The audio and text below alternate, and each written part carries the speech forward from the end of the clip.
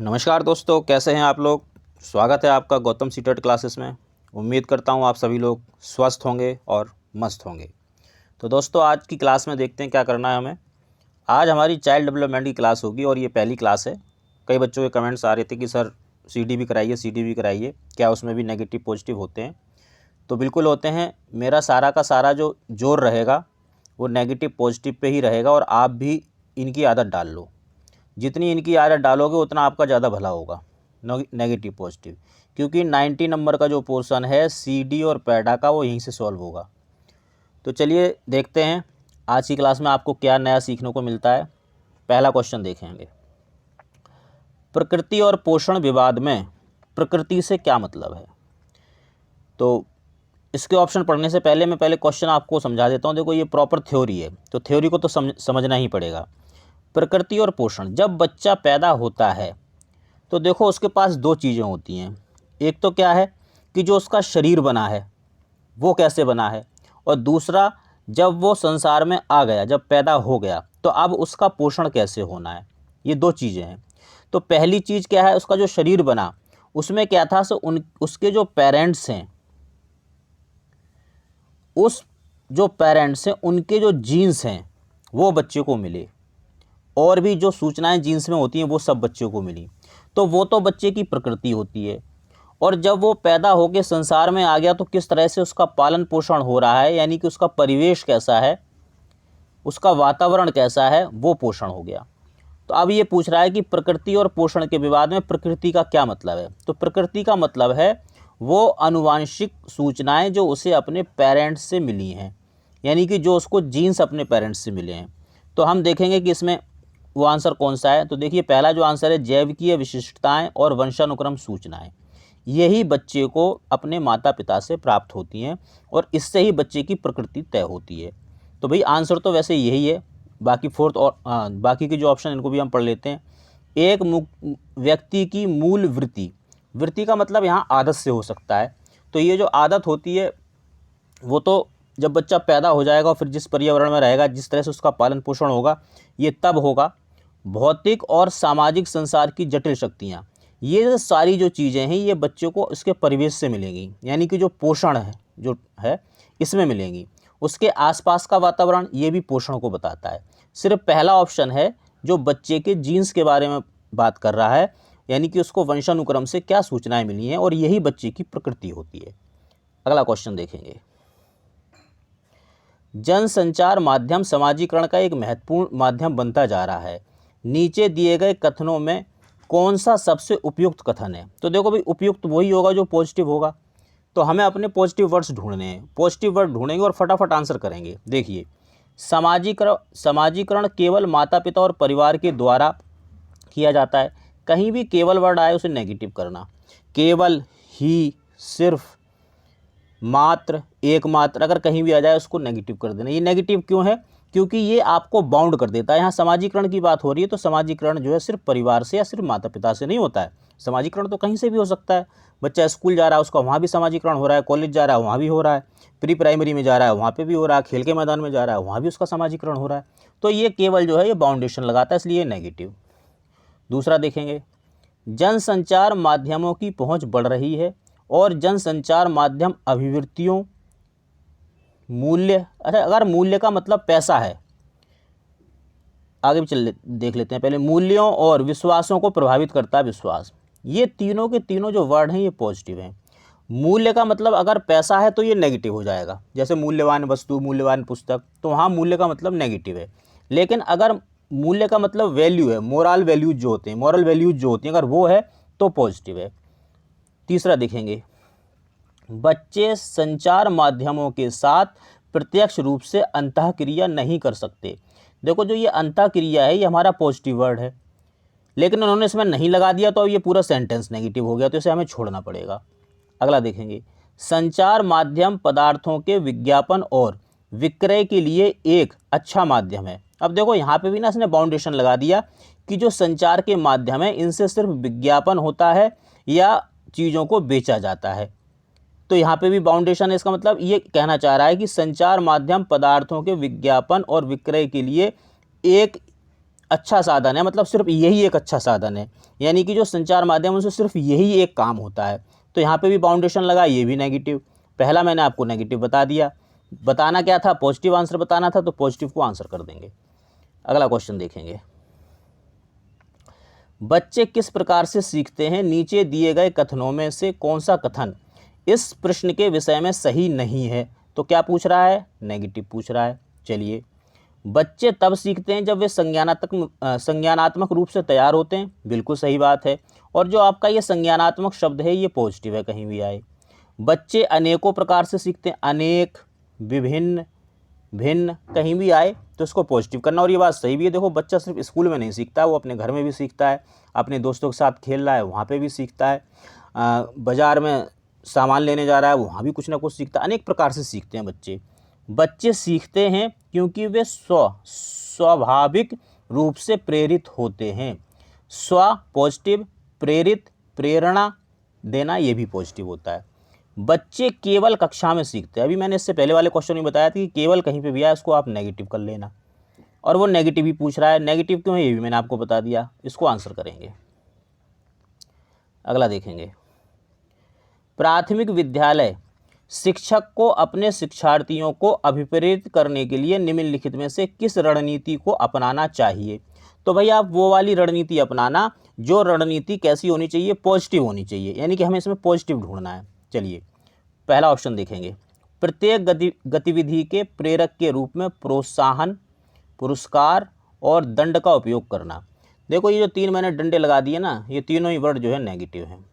कहीं पे भी आए ये वर्ड, पुरस्कार, दंड, ये नेगेटिव है। प्रोत्साहन देखो, अगर ये आपको देखना पड़ेगा प्रोत्साहन के लिए कि प्रोत्साहन दे कैसा रहा है, नेगेटिव प्रोत्साहन दे रहा है या पॉजिटिव।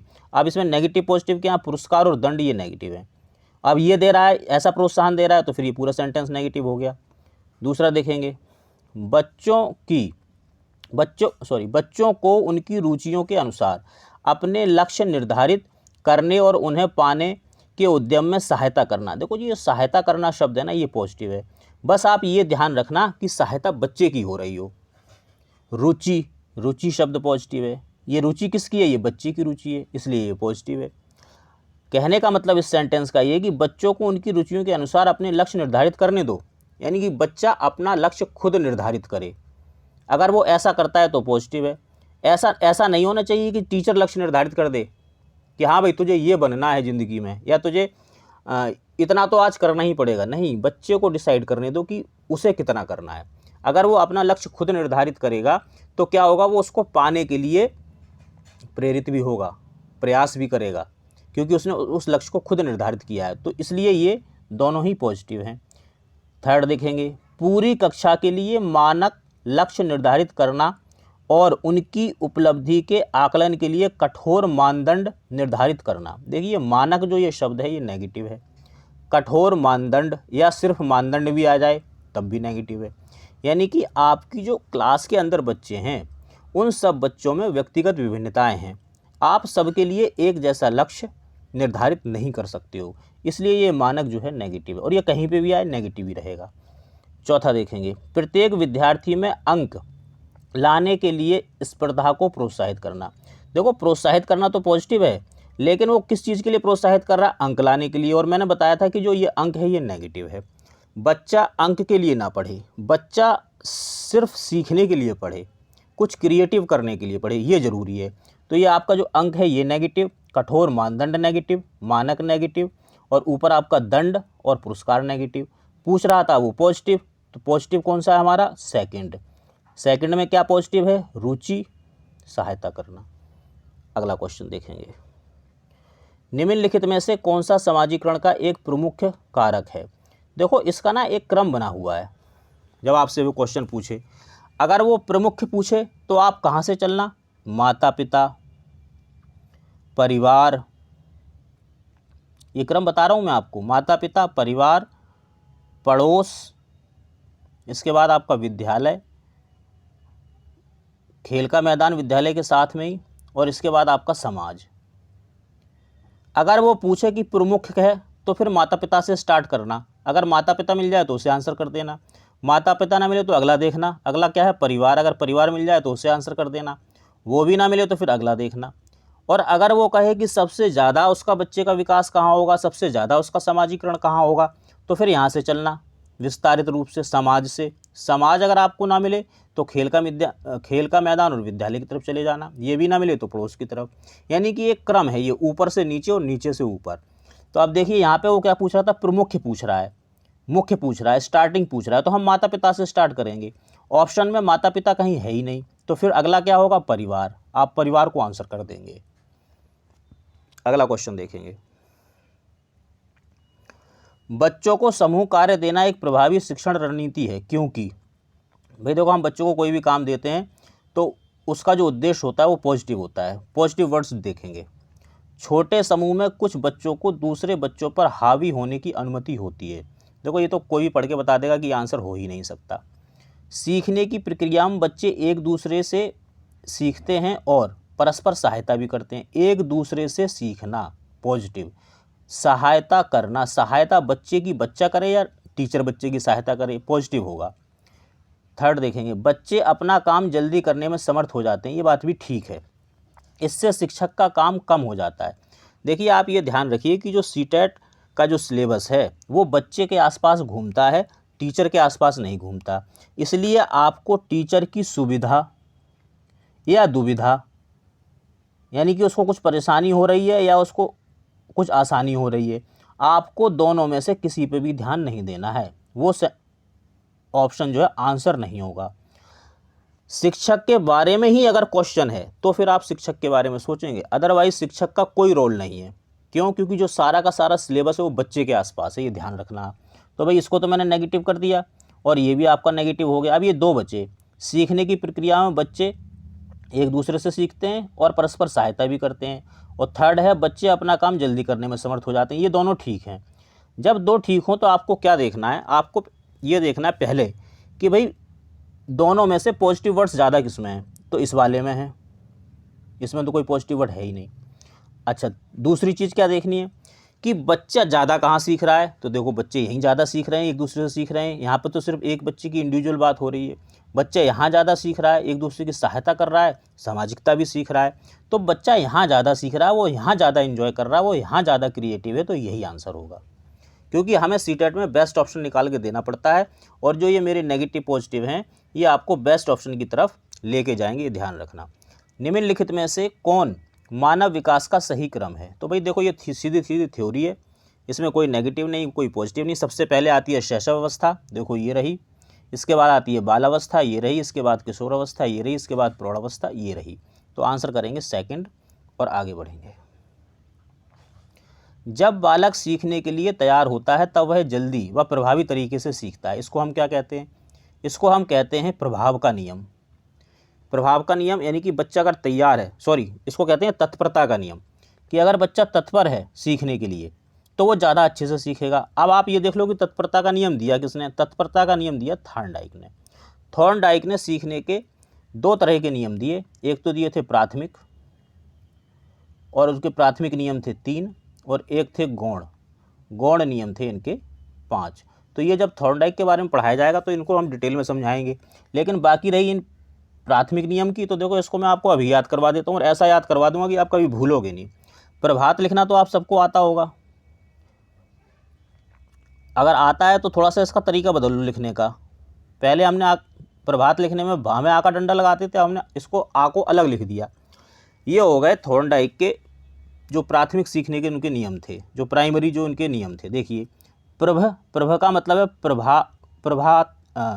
प्रभाव का नियम, और आ का मतलब क्या है? अभ्यास का नियम, ता का मतलब तत्परता का नियम। प्रभाव का नियम, अभ्यास का नियम, तत्परता का नियम। अगर आप इसको ऐसे लिखना सीख लेते हैं तो क्या होगा, आपको याद हो जाएगा कि थॉर्नडाइक ने जो प्राथमिक 3 नियम दिए थे वो कौन से थे। आंसर तो हमारा फर्स्ट हो गया, मैंने आपको बता ही दिया। अगला चलेंगे। एक औसत बुद्धि वाला बच्चा यदि भाषा को पढ़ने यानी कि उसको रीडिंग की प्रॉब्लम है एवं समझने में कठिनाई प्रदर्शित करता है तो यह संकेत देता है कि बच्चे को कौन सा रोग है। अब देखो रोग वाला जो अधिगम अक्षमताएं हैं उसका मैंने एक वीडियो बनाया है ट्रिक का, अगर आपने उसको देखा है तो उसकी ट्रिक में एक लाइन है, डॉक्टर ने ग्राफ पर लिखा लैंगोफेजिया। तो देखो ये डॉक्टर से ही आपको मिल जाएगा। D for dyslexia, R for reading. D for dyslexia जो कि यहाँ लिखा हुआ है, और आर फॉर रीडिंग, यानी कि आर ये पढ़ने में प्रॉब्लम आ रही है, तो पढ़ने की प्रॉब्लम क्या है, डिसलेक्सिया। ये जो सीटैट है उसमें 7 या 8 बीमारियाँ आती हैं, ये जो लर्निंग डिसेबिलिटीज़ है, और इसकी मैंने ट्रिक बनाई हुई है। आप मेरे चैनल पे प्लेलिस्ट में जाइए, वहाँ पे लिखा है गौतम्स ट्रिक, उसको आप क्लिक कीजिए, उसमें आपको ये ट्रिक मिल जाएगी। और इतनी बेहतरीन ट्रिक है कि अगर आपने एक बार पढ़ ली तो इनमें कभी भी आपको कोई कन्फ्यूजन होगी नहीं, तुरंत बता दोगे भाई कौन सी बीमारी में क्या दिक्कत होती है। अगला क्वेश्चन देखेंगे, शैशव काल की अवधि। देखो प्याजे के हिसाब से बता देता हूँ, 0 से लेके 2 साल तक की होती है। आंसर सीधा है। अगला क्वेश्चन देखेंगे, प्याजे, देखो अपने आप प्याजे ही आ गया। प्याजे के अनुसार 2 से 7 वर्ष। देखो प्याजे ने संज्ञानात्मक विकास की अवस्थाएं दी और 4 अवस्थाएं दी, चारों की चारों यहाँ लिखी हुई है। इनकी उम्र देख लेते हैं। पहली जो है ये संवेगी गतिक या संवेगी गामक अवस्था होती है, ये 0 से लेकर 2 साल। पूर्व संज्ञानात्मक ये होती है 2 से लेकर 7 साल। फिर होती है मूर्त आपकी 7 से 11, और इसके बाद 11 से जो औपचारिक संज्ञानात्मक होती है 11 से लेकर 18 तक, या इससे भी प्लस। तो हमारा क्वेश्चन था कि 2 से 7 कौन सी होती है, तो भाई देख लो 2 से 7 ये रही, 4th आंसर है। आगे चलेंगे, विकास किधर से किधर की ओर बढ़ता है। तो देखो जटिल कठिन ये तो दोनों एक जैसे ही हो गए, साधारण और आसान ये भी दोनों एक जैसे हो गए, तो दोनों ही गलत। अब देखिए विशिष्ट से सामान्य की तरफ या सामान्य से विशिष्ट की तरफ, ये बताना है आपको। तो जब हम विकास के नियम पढ़ेंगे या विकास के जो सिद्धांत है वो पढ़ेंगे तो इनको और अच्छे से डिस्कस करेंगे, पर अभी हम आंसर बताते हैं कि इसका जो आंसर है, देखो बच्चे का विकास कैसे होता है। मान लो आप बच्चे के सामने कोई गिलास रख दो, तो पहले बच्चा गिलास उठाने के लिए पूरा हाथ आगे ले जाएगा, इवन वो खुद भी उस पर गिर पड़ेगा। तो ये होता है सामान्य, मतलब पूरी की पूरी बॉडी या पूरा का पूरा हाथ उसने आगे कर दिया, और फिर धीरे धीरे वो एकीकरण करना सीख जाता है। और फिर होता क्या है कि जब वो किसी चीज़ को उठाने की कोशिश करता है तो पूरा हाथ ना ले जाके उंगलियों से उठा लेता है, यानी कि पूरा हाथ तो सामान्य है और जो उंगलियां हैं वो विशिष्ट हैं। तो विकास किधर से किधर की तरफ होता है, सामान्य से विशिष्ट की तरफ। बाकी जब विकास के नियम पढ़ाए जाएंगे, विकास के सिद्धांत पढ़ाए जाएंगे, तो उसमें हम और डिटेल में समझेंगे इसको। जब वयस्क सहयोग से सामंजस्य कर लेते हैं तो वे बच्चे के वर्तमान स्तर के प्रदर्शन को संभावित क्षमता के स्तर के प्रदर्शन की तरफ प्रगति क्रम को सुगम बनाते हैं। यानी कि जो बच्चे का वर्तमान स्तर है, वर्तमान स्तर का मतलब समझ लो, मान लो आपने सीटेट का पेपर दिया और आपके आए उसमें 50, ये आपका वर्तमान स्तर है। अब कोई एक वयस्क है, वो वयस्क के साथ सामंजस्य करता है बच्चा, या बच्चा वयस्क के साथ सामंजस्य करता है, और फिर क्या है जो उसका वर्तमान स्तर है उसके वर्तमान स्तर को संभावित स्तर तक ले जा सकता है। संभावित स्तर क्या है कि ये संभावना है कि आप 100 नंबर ला सकते हो सीटेट में, अभी तो 50, आप 100। तो यहाँ से यहाँ तक ले जाने के लिए, वर्तमान स्तर से संभावित स्तर तक जाने के लिए, जो वयस्क आपकी प्रगति के क्रम को सुगम बनाता है, वयस्क जो आपके लिए करता है उसे क्या कहते हैं, वो ये पूछ रहा है। तो भाई इसको कहते हैं सहयोग देना। सहयोग देना भी बोलते हैं इसको, हैं। सहयोग देने के अलावा इसके और बहुत सारे नाम हैं जो बार बार आएंगे। इंग्लिश में इसको स्कैफोल्डिंग बोलेंगे, सहारा देना बोलेंगे, मचान बोलेंगे, सीढ़ी बोलेंगे, पाड़ भी बोलते हैं। देखो पाड़ क्या होता है, कहने का मतलब है, देखो इसको और थोड़ा समझ लो, एक चित्र से समझाता हूँ आपको। देखो ये जो होता है ना, इसको पाड़ बोलते हैं। अब ये क्यों लगाया जाता है, ये इसलिए लगाया जाता है कि मजदूर ऊपर छत तक चढ़ सके, अपना काम कर सके, लेकिन बिना इसके, बिना इस पाड़ के, बिना इस सहयोग के वो ऊपर तक नहीं जा पाएगा। सेम कंडीशन हमारे बच्चे की भी है। हमारे बच्चे की क्या कंडीशन है, ये कंडीशन है कि वो उसमें इतनी समर्थ तो है कि वो यहाँ तक पहुँच सकता है, इस पॉइंट तक, अभी वो यहाँ पे है, लेकिन उसको सहारे की ज़रूरत है। तो इसको हम बोलेंगे सहारा देना, मदद करना, स्कैफोल्डिंग करना, मचान बनाना एक तरह से, या सीढ़ी बनाना एक तरह से, या पाड़ लगाना जो कि आपके सामने रखा हुआ है। तो इसको हम बोलते हैं सहारा देना। एक छोटी सी चीज़ और है इसमें ही समझ लो, इसमें एक चीज़ और लिखी हुई है, ये वाइगोत्स्की का है कि समीपस्थ विकास और सहारा, सहयोग देना या सहारा देना, इसमें बच्चे कन्फ्यूज हो जाते हैं। तो देखो जैसे मैंने बताया था कि वर्तमान स्तर यानी कि 50 नंबर आपके आए, लेकिन आप ला सकते हैं 100, ये आपका संभावित स्तर है।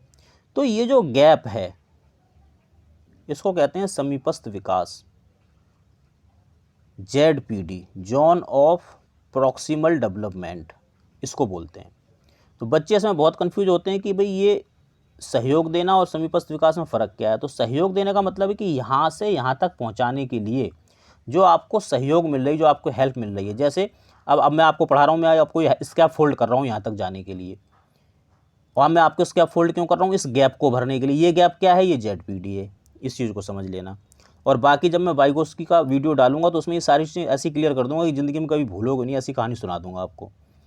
अगला देखेंगे क्वेश्चन, नवीन जानकारी को शामिल करने के लिए वर्तमान स्कीमा में बदलाव की प्रक्रिया क्या कहलाती है? प्याजे का क्वेश्चन है।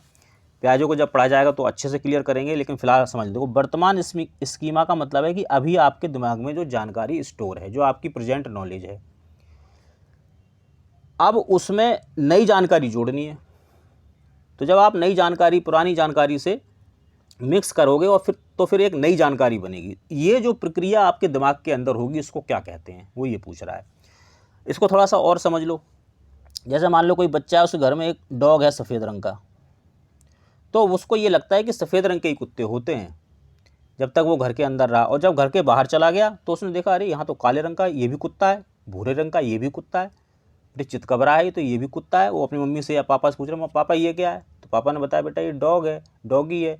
लेकिन पापा हमारा डॉगी तो वाइट है। तो पापा ने बता दिया कि बेटा काला जो होता है वो भी डॉगी हो सकता है, डॉगी का कलर काला भी होता है, ब्राउन भी होता है, वो चितकबरा भी हो सकता है, सफ़ेद भी हो सकता है। तो वर्तमान में बच्चा ये जानता था कि जो डॉग है वो सिर्फ वाइट होता है। तो ये इसका वर्तमान स्कीमा था।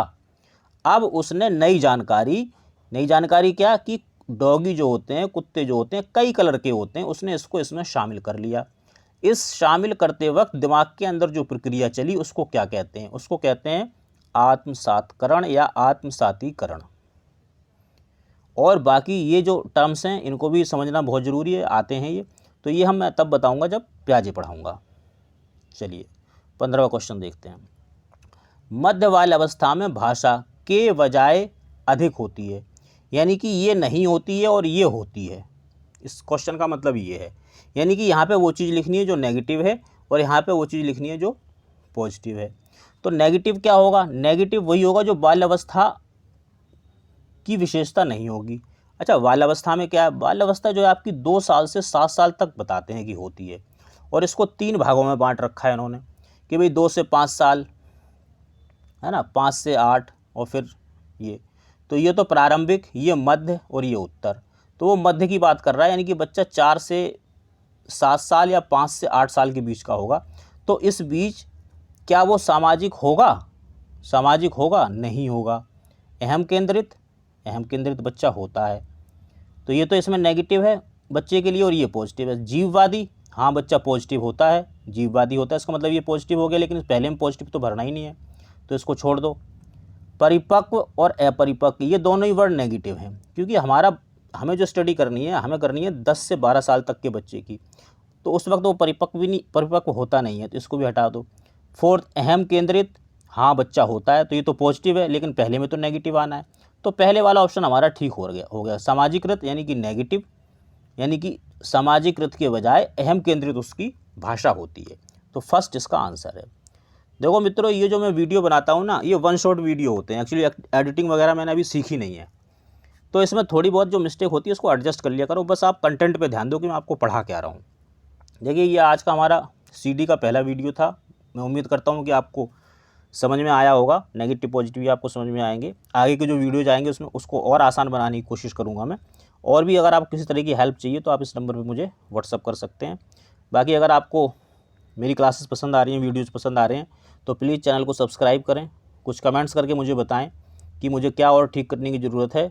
और अगर आप लाइक करेंगे तो मुझे अच्छा लगेगा, मेरा हौसला बढ़ेगा। तो दोस्तों, आज का वीडियो हम यहीं ख़त्म करते हैं। जय हिंद, जय शिक्षक।